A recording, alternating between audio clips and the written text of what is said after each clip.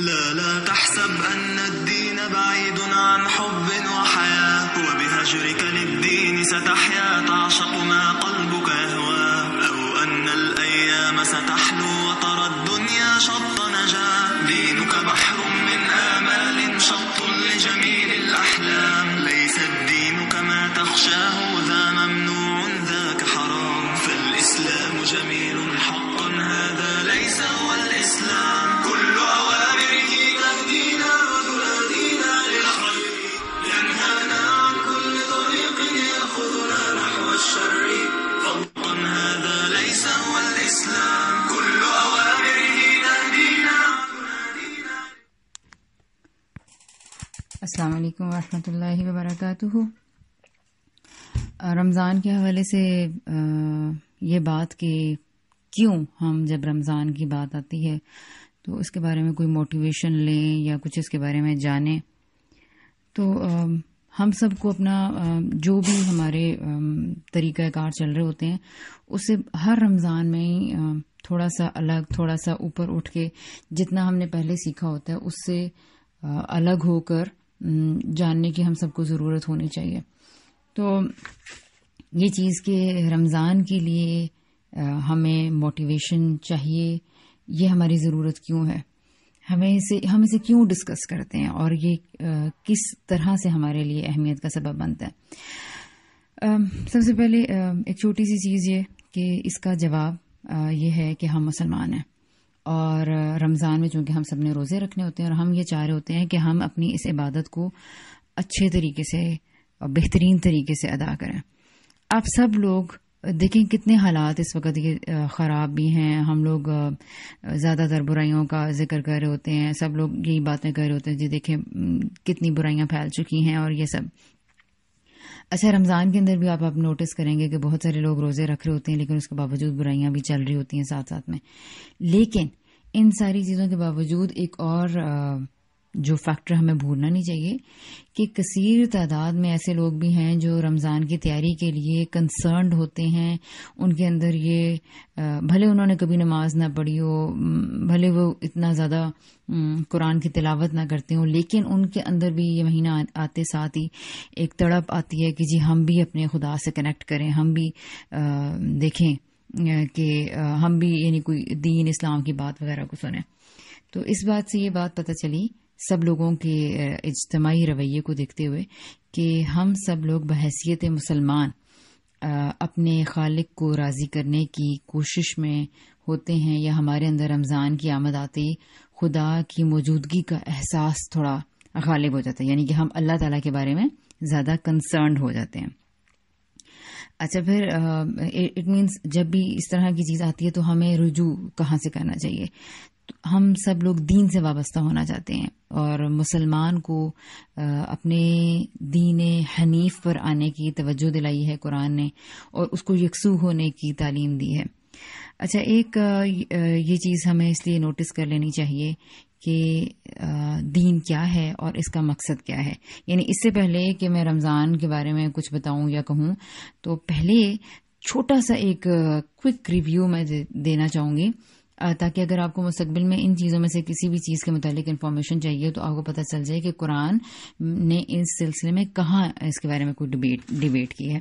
قرآن میں 4 مرتبہ یہ آیت آئی ہے جہاں اللہ تعالیٰ نے یہ بتایا ہے کہ دین کیا ہے، اس کا ہدف کیا ہے، یہ کس کے ذریعے دیا جاتا ہے، اور اس کا ڈیزائن یا اس کا فنکشن کیا ہونا چاہیے، اور اگر ہم میں سے کوئی لوگ اس مقصد کو، دین کے مقصد کو حاصل کرنا چاہتے ہیں تو انہیں کیا کرنا ہوگا. آیت بڑی مشہور و معروف ہے، آپ سب کو ہی معلوم ہوئے گی.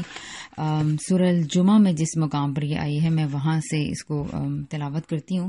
اللہ تعالیٰ نے فرمایا کہ هو الذی بعث فی الامیین رسولا منہم یتلو علیہم آیاتہ ویزکیہم ویعلمہم الکتاب والحکمہ. دیکھیں اس آیت میں بڑے مزے کی باتیں چند بتائی جا رہی ہیں، اور وہ یہ ہے کہ وہ اللہ ہی کی ذات ہے جس نے امیوں میں اپنا ایک رسول بھیجا. ٹھیک ہے، رسول بھیجا اور پھر کیا کیا کہ وہ رسول کیا کرتا ہے، وہ تلاوت کرتا ہے آیات کی، یہ رسول کا کام ہے. اور آیات کی تلاوت کے ذریعے وہ کیا کرتا ہے، ان کا تزکیہ کرتا ہے. تزکیہ کرتا ہے، یعنی ان کو پاک کرتا ہے، یعنی ان کی برائیاں ان سے نکالتا ہے اور ان کے اندر پازیٹیو چیزیں، اچھی چیزیں ان کے اندر ڈالتا ہے۔ اور یہ کام وہ کیسے کرتا ہے؟ یعنی کہ وَيُعَلِّمُهُمُ الْكِتَابَ وَالْحِکمَةَ، یعنی کہ ان کو کتاب سکھاتا ہے، یعنی کہ ان کو قانون اور شریعت سکھاتا ہے، اور ان کو حکمت سکھاتا ہے، یعنی کہ ایمانیات اور اخلاقیات سکھاتا ہے۔ اس آیت کی ویسے تو بڑی ساری تفصیلات ہیں، لیکن مجموعی طور پر یہ بات ہمارے سامنے آ گئی کہ ہم لوگ اگر دین کے نام پر کسی چیز کو ڈسکس کریں گے تو وہ چیز ہمارے پاس قرآن کی آیات ہوں گی، اور قرآن کی آیات کا جو کنٹینٹ ہے وہ کتاب و حکمہ ہوگا، یعنی کہ شریعت، یعنی کہ لاز اور ایمانیات اور اخلاقیات۔ آپ یہ دیکھیں کہ اس کنٹینٹ کو دیکھیں، انسان پیدا ہوا، انسان آگے بڑھا، انسان کو اپنے خالق کو پہچاننا تھا۔ جب انسان بڑھے تو انہیں ظاہر ہے کہ ایک دوسرے سے مراسم طے کرنے تھے، اور پھر اس طرح معاشرت وجود میں آئی، اور معاشرت جب ایک معاشرہ بنتا ہے، ایک سماج، تو سماجی قانون زیر بحث آ جاتا ہے۔ سماج کو کنٹرول کرنے کے لیے، یعنی کہ سوسائٹی کو کنٹرول کرنے کے لیے ہمیں ظاہری سی بات ہے کہ کوئی نظم چاہیے ہوتا ہے، یعنی کہ کوئی اسٹیٹ چاہیے ہوتی ہے، جس کے لیے پھر ہمیں سیاست کے قوانین چاہیے ہوتے ہیں۔ اس طرح سے یعنی ترتیب آگے بڑھتی چلی جاتی ہے، اور تو یہ سارے کیا ہیں؟ لاز ہیں، قوانین ہیں۔ اور انسان کو خدا سے اپنا تعلق، جو میں نے سب سے پہلے ذکر کیا تھا، جوڑنے کے لیے عبادات اللہ تعالیٰ نے رکھی ہیں۔ تو عبادات کیسے ہوں گی؟ معاشرت آئے گی تو نکاح و طلاق کے قوانین یہ کیسے ہوں گے؟ اگر اس کو ساری سوسائٹی کو مینج کرنے کے لیے کوئی لاز بنائے جائیں گے، کوئی طاقتیں ہوں گی، تو وہ کون ہوں گی؟ وہ سیاست ہوگی، تو سیاست کن اصولوں پہ کام کرے گی؟ یہ سارے کا سارا مواد آ جاتا ہے قانون کے اندر۔ اور پھر اسی طرح کہ یہ ساری چیزیں ان کو کن پرنسپلز کو مد نظر رکھتے ہوئے، یہ جو شریعت کے لاز ہیں، جو ہمارے سسٹمز ہیں، یہ کن بیسس پہ کام کریں گے، یعنی کہ وہ اخلاقیات کیا ہوں گی۔ تو وہ اخلاقیات اور ایمانیات میں تو ظاہر ہم سبھی جانتے ہیں کہ اللہ پر، رسولوں پر، کتابوں پر، آخرت پر ایمان۔ اور اسی طریقے سے بالکل آپ دیکھیں کہ قرآن بات بھی کرتا ہے وہ اخلاقیات اور ایمانیات کے اوپر بات کرنے کے لیے، کبھی تاریخ سے دلائل دیتا ہے، کبھی آفاق و انفس سے دیتا ہے، اور یعنی کہ ستاروں، جہانوں کی، زمینوں، آسمانوں، صحراؤں، جنگلوں، بیابانوں کی طرف توجہ دلاتا ہے، اور کبھی وہ ماضی کی قوموں کے قصے بیان کرتا ہے، کبھی انبیاء کی کہانیاں سناتا ہے کہ ہم سب یہ جان جائیں کہ ایک خدا ہے اور ہمیں دوبارہ اس کے پاس واپس جانا ہے۔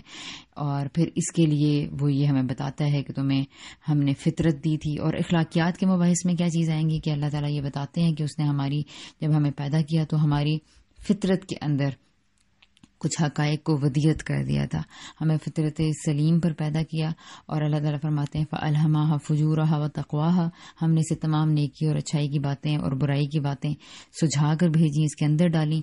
پھر اس کے بعد اس کو ایک چیز جو ممتاز کرتی ہے ساری مخلوقات سے، وہ اس کی عقل ہے، پھر اس کو عقل عطا فرمائی۔ اور اس کے بعد اللہ تعالیٰ کی خاص مدد کیا ہے کہ اللہ تعالیٰ نے ہمارے لیے انبیاء بھیجے، کہ اگر کہیں کبھی کوئی اپنی فطرت کو مس کر ہی بیٹھے تو پھر اس انبیاء آتے ہیں، پھر انبیاء اگر چلے جائیں گے تو پھر انسان کیسے گائیڈڈ رہ سکتا ہے، کیسے ٹھیک راستوں پہ چل سکتا ہے؟ تو پھر اللہ تعالیٰ نے انبیاء کے ساتھ کتابیں بھی نازل کی، اور کتابوں میں سے آپ پچھلی کتابوں کا معاملہ جانتے ہیں کہ وہ محفوظ نہیں رہ سکیں، تو پھر آخرکار وہ آخری کتاب، وہ قرآن ہمارے سامنے آتا ہے، جہاں سے پھر ہم ساری ہدایت کا منبع جو ہے وہ سمیٹتے ہیں۔ تو یہ وہ چیزیں ہیں، یعنی کہ ہم مسلمان ہیں، رمضان آتے ہی ہمارے اندر، میں کنکلوڈ کر رہی ہوں اس کو، کیونکہ اگر کہیں کسی کو مشکل لگے تو سمجھ جائے، تو ہم مسلمان ہیں، اور ہمیں قرآن کے رمضان کے آنے پر ہم کچھ چیزوں کی طرف متنبع ہوتے ہیں، جن میں سے نمبر 1 یہ کہ ہم خدا کی بندگی کا احساس، یعنی اللہ تعالیٰ کے بارے میں شعور ہمارا تھوڑا زیادہ ہو جاتا ہے، اس کے بارے میں حساسیت۔ پھر ہم چاہتے ہیں کہ ہم اللہ تعالیٰ کی مرضی کی کچھ کام کریں، تو اس میں چند واضح چیزیں ہمارے سامنے آتی ہیں۔ ایک تو ہم کہہ رہے ہوتے ہیں جی ہم روزہ رکھیں گے، نماز ہمارا بیسک ہوتا ہے، وہ ہم نے چھوڑی ہوئی ہوتی ہے تو ہم اس کو شروع کر دیتے ہیں، لیکن ساتھ ہی ایک اور چیز کی طرف ہماری توجہ جاتی ہے کہ ہم اچھے مسلمان کیسے بن سکتے ہیں۔ تو اچھے مسلمان کا کنسرن اس کے دین سے ہوتا ہے، اور دین کو جہاں قرآن پاک نے بیان کیا ہے وہ میں نے آیت آپ کے سامنے رکھی ہے، اور اس میں 2 چیزیں ہمارے سامنے آ جاتی ہیں دین میں، اور وہ کیا ہے؟ قرآن وہ ہے کتاب اور حکمت. اور کتاب کے اندر میں نے جیسے کہ آپ کو بتایا کہ قوانین اور لاز اور شریعت آتی ہے, اور حکمت کے اندر ایمانیات اور اخلاقیات کے مباحث, یعنی نیکی بدی کی باتیں. ہم نے اپنی زبان سے کیسی گفتگو کرنی ہے, ہم نے معاملہ کرنا ہے تو کیسا کرنا ہے, کسی کی غیبت, کسی کی دل آزاری, کسی کی بدگمانی, اس طرح کے کام نہیں کرنے. تو یہ ایمانیات اور اخلاقیات, اور ساتھ میں انسانوں کو قواعد میں اور ضوابط میں ڈھالنے کے لیے ایک شریعت یعنی کہ لاز یہ دیے جاتے ہیں. لیکن انٹرسٹنگ چیز یہ ہے کہ یہ ساری عبادات یہ میں نے اس کا ذکر, یہ مجموعی جو اس کا اسکیچ ہے وہ اس لیے آپ کے سامنے رکھا ہے کیونکہ ہم عبادات کے اندر سے ایک چیز پڑھیں گے اور وہ ہے روزہ, یعنی اس کے بارے میں ہم نے جاننا ہے. تو ہم یہ دیکھ تو لیں کہ روزے کی پلیسمنٹ کہاں آتی ہے ہمارے دین میں, روزہ کہاں جا کر زیر بحث آتا ہے.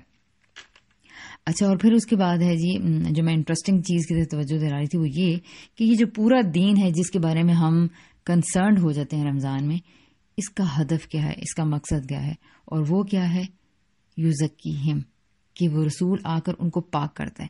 اس کا مطلب یہ ہے کہ پورے کے پورے دین کے اندر ہم جتنی بھی چیزیں, کبھی اگر ہم نماز کے بارے میں جانیں, کبھی حج کے بارے میں یا روزے کے بارے میں, کسی بھی چیز کے بارے میں اگر ہم جانیں گے تو اس کا مقصد ہمارے سامنے متعین ہونا چاہیے, اور وہ ہے تزکیہ کرنا. آپ کو پتا ہوگا کہ تزکیہ کیا ہوتا ہے, یعنی کہ بری چیزوں کو, علائشوں کو اپنے اندر سے نکالنا اور اچھی چیزوں کو اپنے اندر پیدا کرنا, پروڈیوس کرنا. تو اب یہ مقاصد یعنی یہ پورے دین کا ہدف بنا دیا گیا ہے. پوری دین کا ہدف اگر تزکیہ ہے تو ڈیفینیٹلی جو اس کے اندر کنٹینٹ ہے اس کا مقصد بھی یہی ہوگا, یعنی عبادات کا مقصد بھی یہی ہوگا کہ ہمارا تزکیہ ہو, ہم پاکیزہ ہوں. اچھا, آپ یہ دیکھیں کہ بڑے قرآن میں پاک نے اس کو اور جگہ پر بھی بیان کیا ہے کہ اللہ تعالیٰ نے اس کو مطلب بیان کر دیا ہے ایک لائن کے اندر, قد افلح من زکاہا, وہ کامیاب ہو گیا جس نے اپنے آپ کو پاکیزہ بنا لیا. یعنی جنت میں جانے کے لیے ہم جو چیزیں بھی اپنائیں گے ان کا مقصد ہونا چاہیے تزکیہ, خود کو پاکیزہ نفوس بنانا, اپنے آپ کو پیوریفائی کرنا, اور جو بھی عبادت ہم کریں گے تو اس کا مقصد پیوریفائی کرنا ہونا چاہیے. اچھا, اب یہ ہے کہ یہ حاصل کیسے ہوتا ہے, کس انسان کا تزکیہ ہو جاتا ہے, کون سے وہ لوگ ہیں جو خود کو پیوریفائی کرنے میں کامیاب ہو جاتے ہیں, روزہ اس میں کیا کردار ادا کرتا ہے. دیکھتے ہیں کہ کیا یہ ہدف روزے کا ہے. اگر یہ خود کو پیوریفائی کرنا ہمیں جنت میں لے جائے گا, یہ اپنے بارے میں سوچنا, اپنے بارے میں سوچ کے اپنے ایک عمل, اپنی ایک سوچ, اپنے ایک یعنی اچھے کاموں میں بھی, ایون کہ یہ میں نے صدقہ کیا تو کیوں کیا, یہ میں نے اپنی میڈ کو چائے بنا دی ہے تو کیوں بنا کر دی ہے, یہ اگر میں نے اپنے کسی بہن بھائی کی دل کی خوشی کے لیے کوئی کام کیا ہے تو کیوں کیا ہے. بیسیکلی اگر میں کسی برے کام سے رکی ہوں تو میں کیوں رکی ہوں. تو یہ جو ساری چیزیں اور ان کے پیچھے محرک تلاش کرنا, یعنی کہ وہ فورس جو آپ سے یہ کام کرواتی ہے, اس کو ڈھونڈنا کہ کیا یہ سارے کام ہم اللہ کے لیے کر رہے ہیں, ان ساری چیزوں کے بارے میں سوچنا. تو یعنی کہ یہ وہ پروسیس ہوتا ہے نا جس کو ہم تزکیہ کہتے ہیں. تو روزہ اس میں ہماری کیسے ہیلپ کرتا ہے, کیا روزے کا بھی یہ مقصد ہے, اور اگر یہ ہے تو کیا یہ کوئی اس میں کتنا فیسیلیٹیٹنگ رول ادا کرتا ہے روزے کا.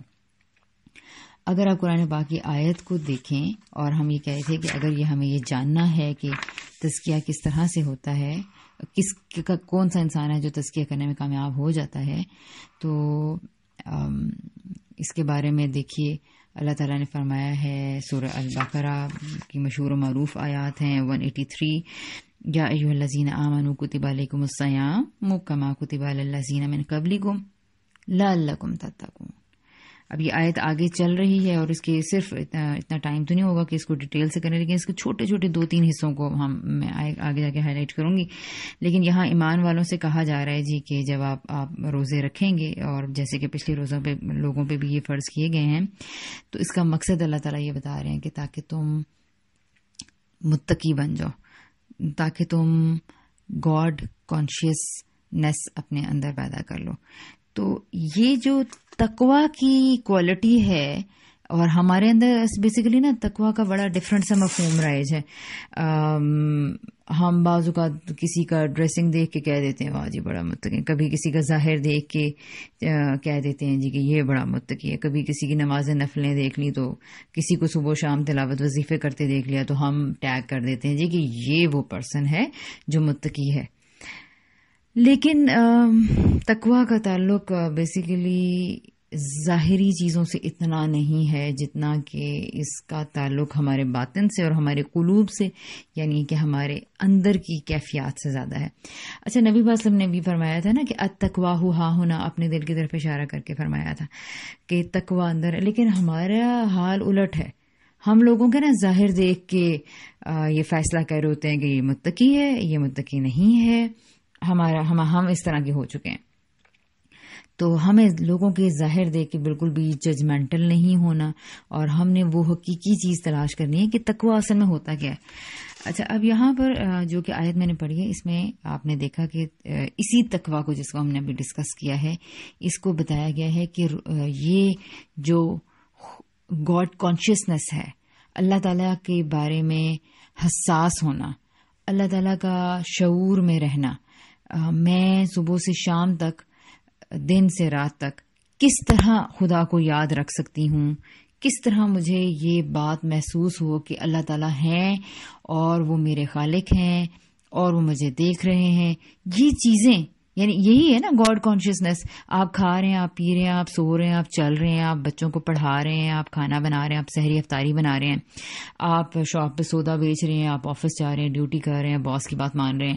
یہ سارے اتنے سارے کام اس ساری روٹین کے اندر یہ احساس کہ خدا ہے، اللہ ہے، مجھے اپنے ہر ایکٹ کو اس کے مطابق کرنا ہے. اچھا، پھر ذہن میں سوچیں بھی آ رہی ہیں. بعض اوقات آپ کو کسی نے ڈانٹ دیا، کچھ برا لگا، بچوں نے تنگ کیا، دماغ ہمارا کیا ہے، مسلسل سوچنے میں لگا ہوا ہے نا، سوچتا رہتا ہے، سوچیں بھی آتی رہتی ہیں.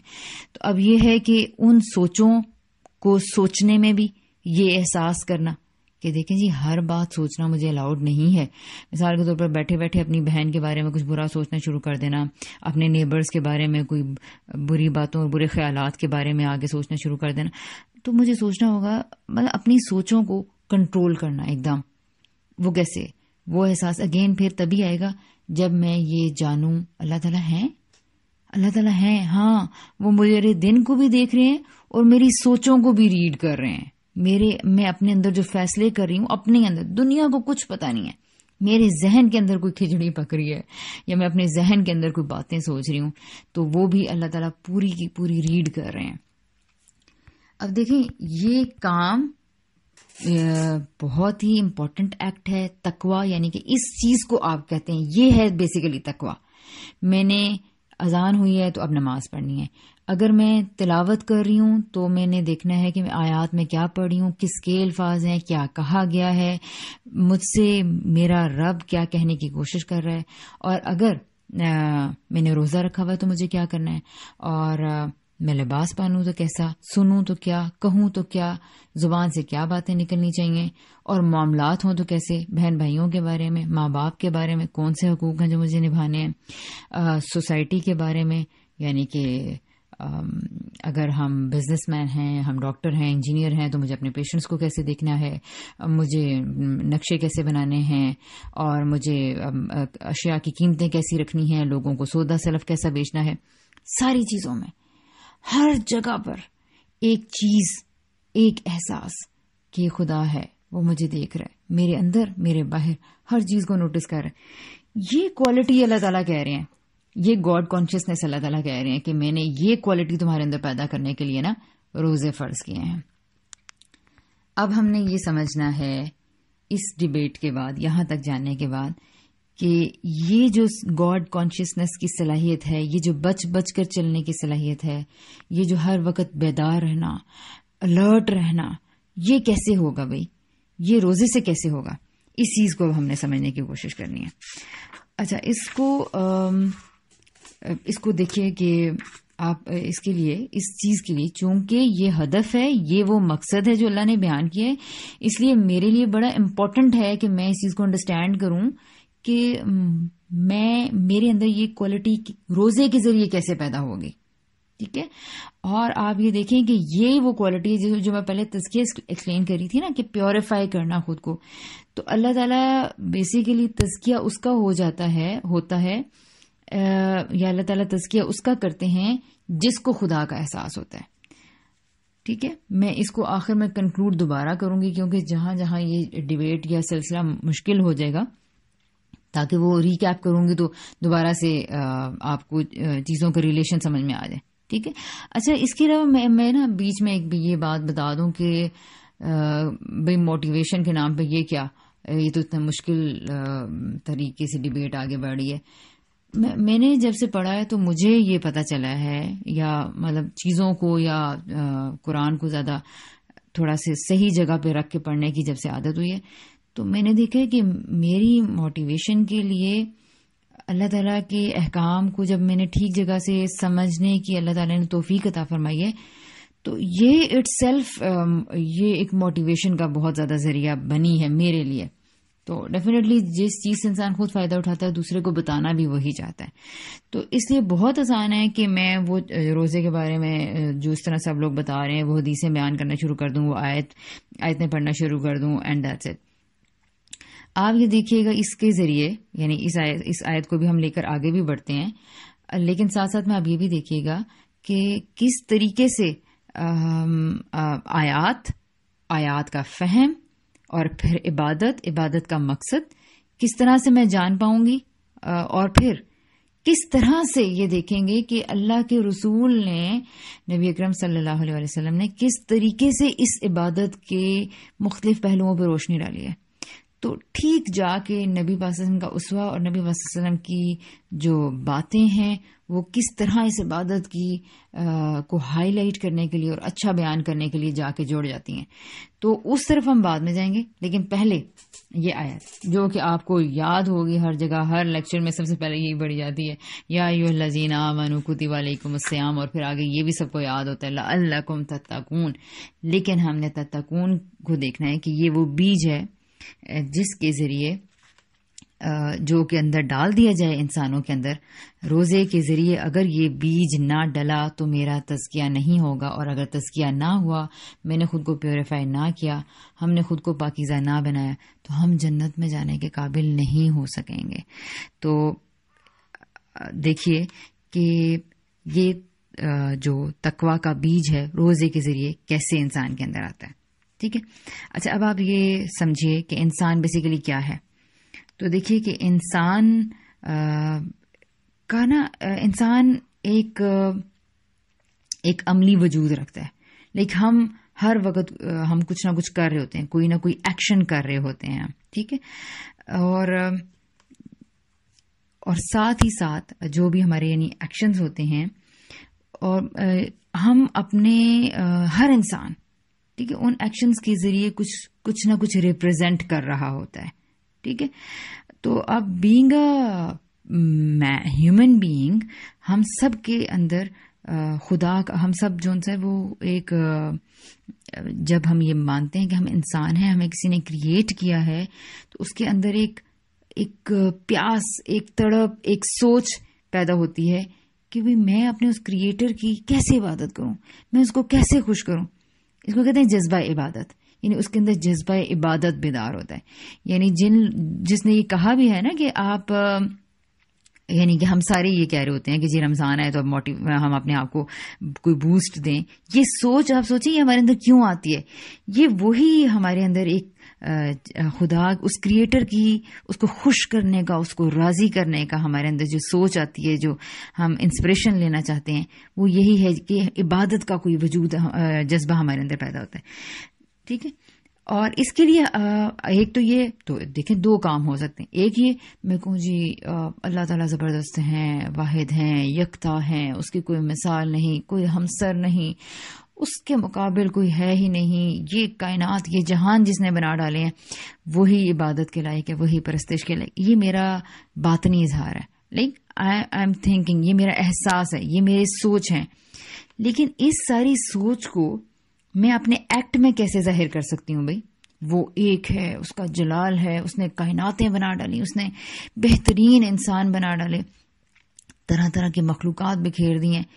یہ جتنا میں اس خدا کو اپریشیٹ کرنا چاہ رہی ہوں، اس کی اوپر آسمانوں میں سیاروں ستاروں میں دیکھ کر، نیچے زمین میں جنگلوں میں صحراؤں میں بیابانوں میں اس کی قدرت دیکھ کر، زمین کے نیچے بے شمار مخلوقات دیکھ کے، اپنے وجود کو دیکھ کر کیسے میرا دل کام کر رہا ہے، کیسی اللہ تعالیٰ نے میری آنکھوں میں بینائی رکھ دی ہے، کس طرح باہر کے عناصر میرے جسم کے ساتھ ہم آہنگ ہو کر ہمارے ایک مضبوط زبردست قسم کا میکینزم تخلیق کر دیتے ہیں. تو اتنا جس ہم اللہ کو اپریشیٹ کرنا چاہتے ہیں، میں کیسے کروں، کیا وہ طریقہ کار ہونا چاہیے؟ تو اس کے لیے اچھا یہ پرستش کے ہے، یہ سب سوچنا اور یہ اس کو ایسا سمجھنا. اگر اس کے ساتھ میں کوئی ایکٹ بھی کر دوں نا، کوئی ایسا ایکٹ جو کہ اللہ کی طرف سے عطا کیا ہوا ہو، جی بتایا ہوا ہو، میں اس کو عمل کروں، تو اب اس ایکٹ سے یہ پتہ چل جائے گا اوکے یہ کام ہو رہا ہے بیسیکلی جس گاڈ کو ہم اپریشیٹ کرنا چاہ رہے تھے، جس کی ہم جلال کو، جس کی بڑائی کو ہم اپنے اوپر مانتے ہیں. ٹھیک ہے، اس کا ایک اظہار نماز میں ہوتا ہے. ٹھیک ہے، یعنی کہ میں اپنے ساری مصروفیات چھوڑ کے کیا کرنے لگ جاتی ہوں، اذان ہوئی تو کیا کرنے لگ گئی، نماز پڑھنے کے لیے اپنے رب کے سامنے کھڑے ہوئے، جھکے، سجدہ کیا، اپنی ساری مشکلیں مصیبتیں اس کے سامنے بیان کر دیں. لیکن نماز ایک نا چھوٹی سی چیز ہے. نماز میں ہمیں خدا یاد آیا، ہم نے اس کے سامنے اظہار کیا. وہ نماز پڑھنا میرے یہ وہ ایکٹ تھا جس نے کہ مجھے یاد کروایا کہ میرا کوئی کریٹر ہے، میرا کوئی گاڈ ہے. اچھا، اب نماز کے ہوتا ہم پڑھ کے نا فوراً اپنی دنیا میں غائب ہو جاتے ہیں. تو ہمیں پھر خدا کی نا مطلب جب پھر سے ہم بچوں کو ڈانٹنا شروع کر دیتے ہیں، ہم پھر سے کبھی اونچا بولتے ہیں، چیختے ہیں، کبھی غلط کام کر دیتے ہیں، کبھی اور اس طرح سے بے اعتدالی کے رویے بعض اوقات کرنے شروع کر دیتے ہیں. اب یہ ساری جو چیزیں ہمارے سامنے کہ جی ٹی وی دیکھ رہے ہیں تو وہی دیکھتے چلے جا رہے ہیں، اور کھانا کھانے کا دل چاہا ہے تو بس کھانے ہی بنانے میں لگ گئے ہیں، اور تو اس طرح کی جو چیزیں ہونے لگ پڑتی ہیں. اب کیا ہوتا ہے کہ ہمیں خدا بھولنے لگ جاتا ہے.